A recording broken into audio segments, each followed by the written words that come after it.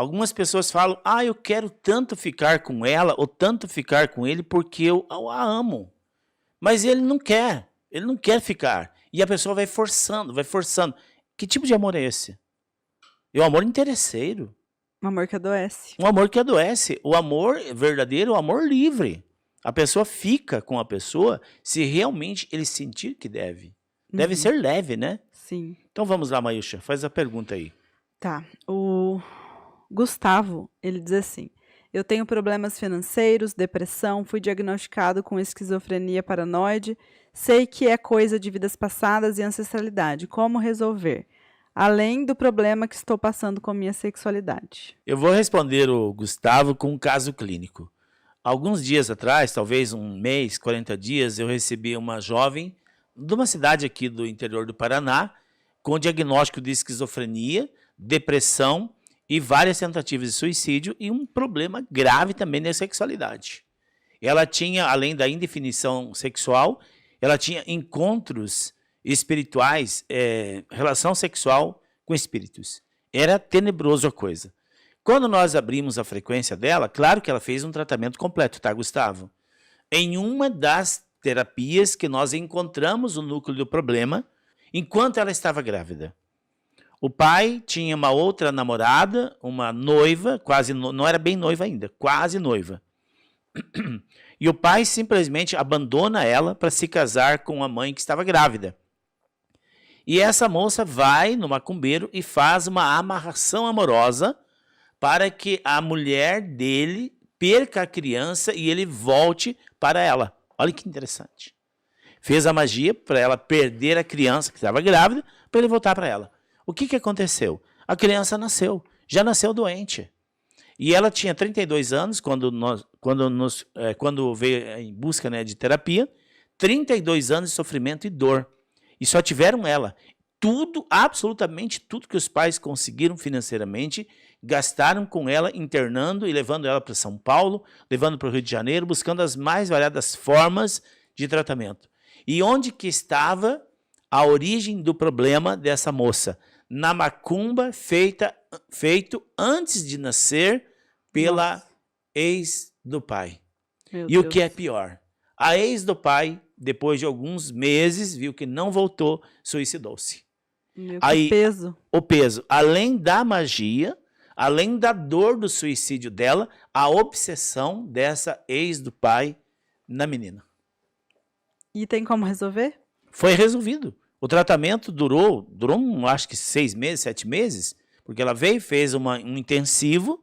Claro que, imagina, 32 anos tomando remédio, não é 32 porque ela é criança, né? Sim. Mas mais de 25 anos tomando remédio, então ela foi se adequando, foi se equilibrando e hoje está tranquila, está feliz da vida, está namorando, voltou a estudar, ainda não tinha estudado nem terminado o 2º grau, mas está terminando. Então eu falo para o Gustavo, tem jeito de tratar. O tratamento é intensivo, não é fácil, não tem um passe de mágica, não é pulsar o dedo que transforma o sapo em príncipe.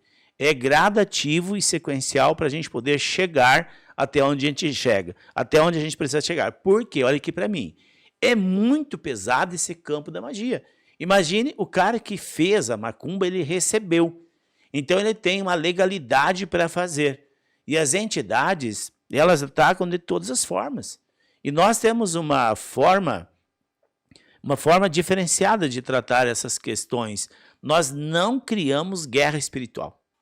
Em hipótese alguma nós criamos conflito com as entidades obsessoras. Não. Nós tratamos todas como irmãos e, na verdade, são nossos irmãos que estão passando por um processo de ilusão e, após encontrá-los no magnetismo da pessoa, nós damos um choque anímico nessas entidades e enviamos para o hospital escola. É nisso que diferencia o nosso trabalho. Nós tratamos a evolução da humanidade como um todo, tanto da vítima quanto dos obsessores que estão ali adoecendo a pessoa. A Lívia Turek escreveu assim: eu fiz isso essa semana, Mayusha, nessa situação financeira que estou. Nunca mais. Ela diz que se inconformou, né? Não vai aceitar mais, começou a reescrever a sua história. A Aline Castro escreveu: eu já comecei a quebrar as maldições que não me pertencem. com as sessões de SMI e tem sido maravilhoso. Já comecei a tomar as minhas próprias decisões e tudo está começando a caminhar para frente. Mayusha, é bom que as pessoas que estão com a gente entendam. Por favor, olhem nos meus olhos e compreendam. Essa dívida não é sua. Não é legal, não é bacana, não é normal você tentar pagar uma dívida que não é sua. E o que é mais interessante, quando você não sabe a origem do problema, você arrasta o problema tentando pagar a dívida com o sofrimento.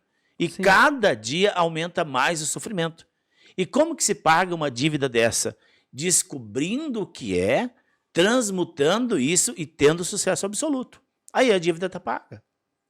Parece difícil, mas é simples. É só tomar a decisão e fazer o que precisa ser feito. Sim, tudo na vida é decisão e criar movimentos, né? Exatamente. A Márcia Perinotti escreveu: Dr. Celso, meu pai trabalhava muito, juntava e adquiria bens, mas acabava vendendo bem mais barato do que valia. Soubemos pelo próprio macumbeiro que ele fazia a pedidos dos compradores. Pergunta: é verdade que em quem não acredita não pega as macumbas e como nos proteger delas? Márcia Perinotti, boa noite. Olha, a tua pergunta é bem interessante. A macumba pega mais naqueles que não acreditam, porque aí o espírito está livre. Aquela pessoa que fala, eu não acredito em macumba, imagina, em mim não pega macumba, em mim não pega olho gordo. Isso chama-se com 3 R's, arrogância. Por quê? Todos nós temos débitos, gente. Nós reencarnamos aqui na matéria para resolver problemas, para transmutar karmas. E como que a macumba pega? A macumba pega se nós tivermos legalidade. Eu vou explicar melhor essa legalidade. Imagine que você vai fazer queixa na delegacia contra uma pessoa. E aí você vai lá na delegacia, fala com o delegado puxa a ficha da pessoa. Tem passagem pela polícia? Vai ser investigado. Puxou a ficha, não tem passagem, não vai ser investigado.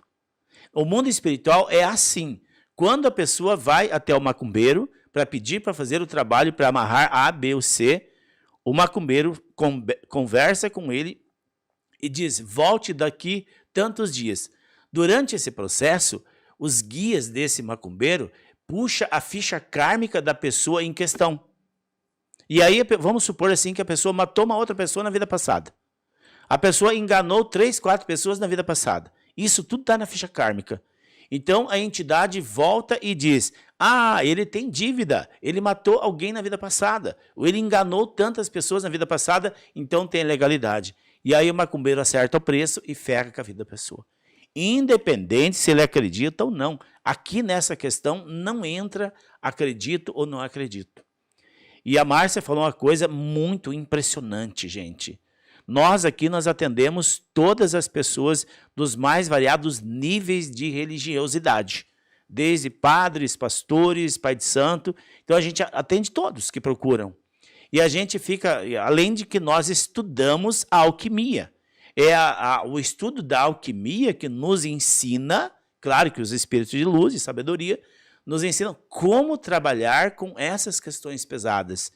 E a Márcia falou que o próprio macumbeiro falou para o pai que ele fazia as macumbas a pedido dos compradores. Gente, isso é muito real, muito real. Eu tendo uma pessoa, não vou falar o nome da cidade, mas é perto aqui, ela tem um sítio de 5 alqueires para vender. E ela tem tentado vender esse sítio, não vai nenhum comprador, exceto um, para aquela pessoa que ela não quer vender. E o que o cara oferece para ele? Para ela, a metade do preço. Aí nós abrimos uma frequência, sabe quantas macumba Mayusha ele mandou fazer para ela? Quantas? Para cegar ela e para cegar os compradores? 4. Nossa. 4 macumba dentro de um ano. Então ninguém comprava, ninguém via a propriedade dela, e se alguém fosse lá ver, dizia ela parecia que viu o bicho, corria. E só ele oferecia a metade do valor. Nós fizemos mais 5, 6 sessões para ela. Agora, entre a última sessão e a próxima semana que vem, ela vendeu o sítio no preço real de mercado.